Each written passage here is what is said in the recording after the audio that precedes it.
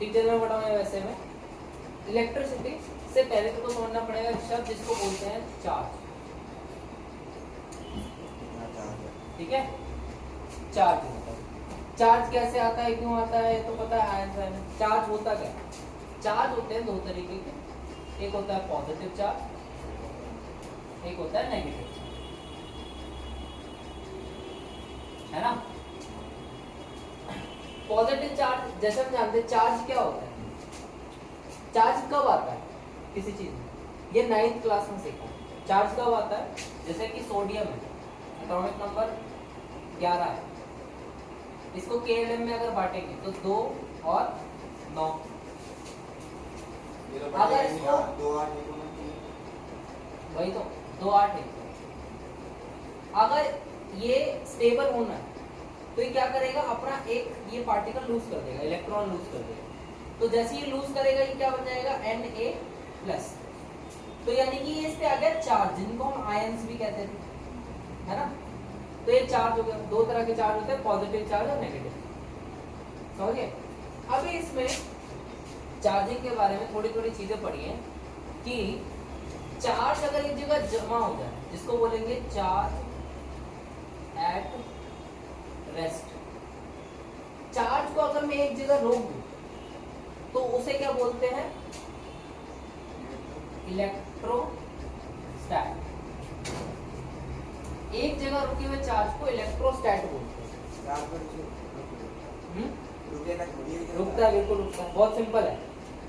Example से अगर इसका एग्जाम्पल समझाएं,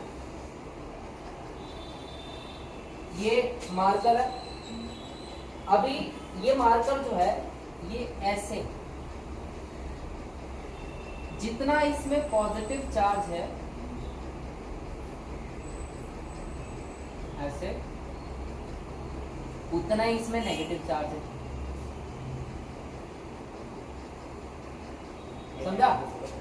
अगर मान लो 10 पॉजिटिव चार्ज है तो 10 नेगेटिव चार्ज, तो ये मार्कर है न्यूट्रल कंडीशन, न्यूट्रल।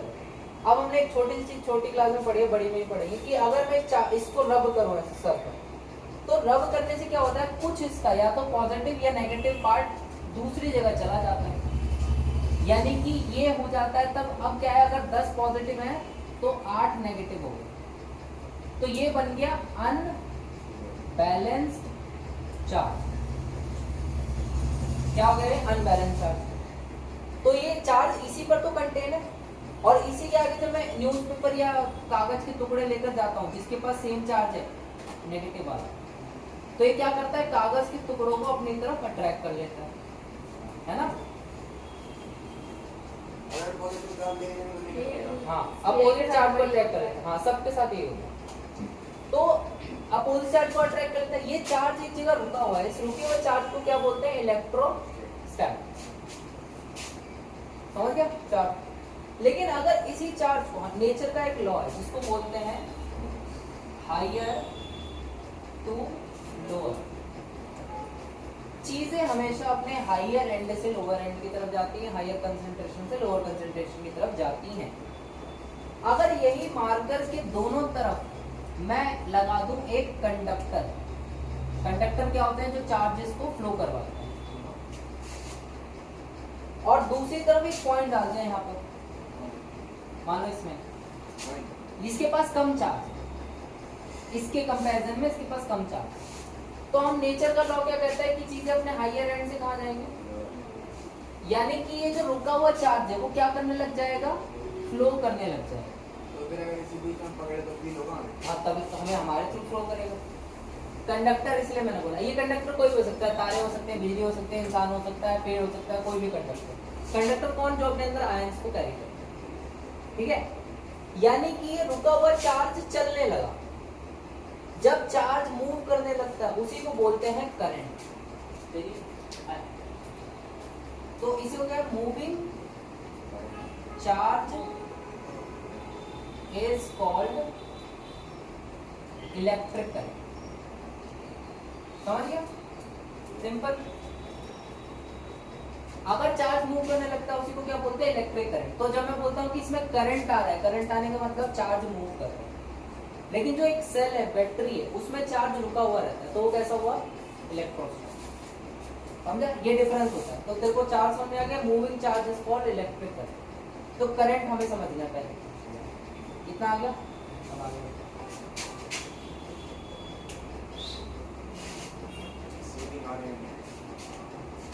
आ जाएगा सीटी से।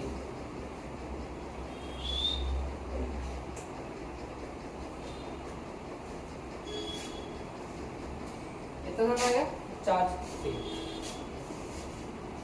आगे देखते हैं, देख चैप्टर में पहला topic charging, electric current in circuit. तो इलेक्ट्रिक करंट समझ में आ गया, जब चार्ज एक पाथ में फ्लो करने लगता है और वो पाथ कंडक्टर होना चाहिए, तो क्या कहलाता है, वो करंट कहलाता है। अब यहाँ पे टर्म्स है, वो टर्म समझना जरूरी है।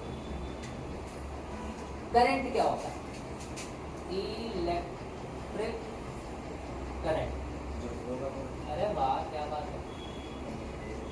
उससे पहले ना एक चीज समझते हैं, जिसको बहुत बढ़िया चीज है, इसको बोलते हैं क्वांटाइजेशन ऑफ चार्ज। ये बढ़िया चीज है। क्वांटाइजेशन ऑफ चार्ज क्या होता है, ये समझना है। मान लेते हैं एक ना कंडक्टर है, ये वायर है, वायर को मैं ऐसे लिखता हूं, इस वायर की लेंथ L है और इसका डायमीटर D या रेडियस R है, ऐसे समझते हैं। अब इस वायर के अंदर हम जानते हैं चार्ज किसको, कौन कैरी करता है, चार्ज इलेक्ट्रॉन्स है ना, इलेक्ट्रॉन प्रोटॉन चार्ज कैरी करते हैं। तो इसके अंदर क्या है, चार्ज के ये पार्टिकल्स हैं, मान ये वो पार्टिकल्स हैं जो इलेक्ट्रॉन मतलब इलेक्ट्रॉन्स हैं जो चार्ज को कैरी करते हैं। अब तुझे पता करना हो कि ये कितने इलेक्ट्रॉन, तो इलेक्ट्रॉन तो बहुत छोटे होते हैं, गिनने तो बैठेगा नहीं, 1 2 3 लाखों होते हैं, लेकिन तुझे पता करना हो कि इस लेंथ वायर में कितना चार्ज है, समझ गया, कितना चार्ज है, तो कैसे निकालेगा, तो इसी को हम बोलेंगे क्वांटाइजेशन ऑफ चार्ज। कैसे निकलेगा, तेरे को ये एक चार्ज का पार्टिकल ले लेना, मान लेते हैं इस एक पर कितना चार्ज है, अगर ये पता लग जाए और ये टोटल कितने हैं उसको इससे मल्टीप्लाई कर देंगे तो इसमें टोटल चार्ज आ जाएगा। जैसे मान ले ये टोटल चंदा इकट्ठा होना है बच्चों से, कितना चंदा इकट्ठा हुआ, क्या करें, एक बच्चा कितना चंदा इकट्ठा कर रहा है और कितने बच्चे मल्टीप्लाई करो तो टोटल चंदा आ जाएगा।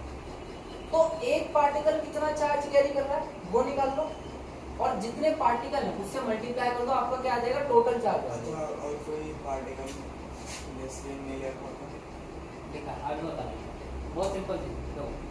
तो यहाँ पर हम क्या निकालना चाह रहे हैं, टोटल चार्ज, कि टोटल चार्ज कितना है ये निकालना चाह रहे हैं। अब क्या है कि एक इलेक्ट्रॉन पे चार्ज हमें पता है, हमने एक्सपेरिमेंट करके वैल्यू निकाल रखी है, धीरे धीरे आपको समझाया क्यों है, लेकिन एक इलेक्ट्रॉन पे चार्ज जो होता है वो होता है 1.6 × 10⁻⁹ कूलम। एक इलेक्ट्रॉन पे चार्ज होता है, प्रोटॉन पे भी सेम होता है, चार्ज सेम होता है, ठीक है। तो एक इलेक्ट्रॉन पे इतना चार्ज होता है, वैल्यू में याद रखिए कितना, मतलब इस पर कितना चार्ज है, 1.6 × 10⁻⁹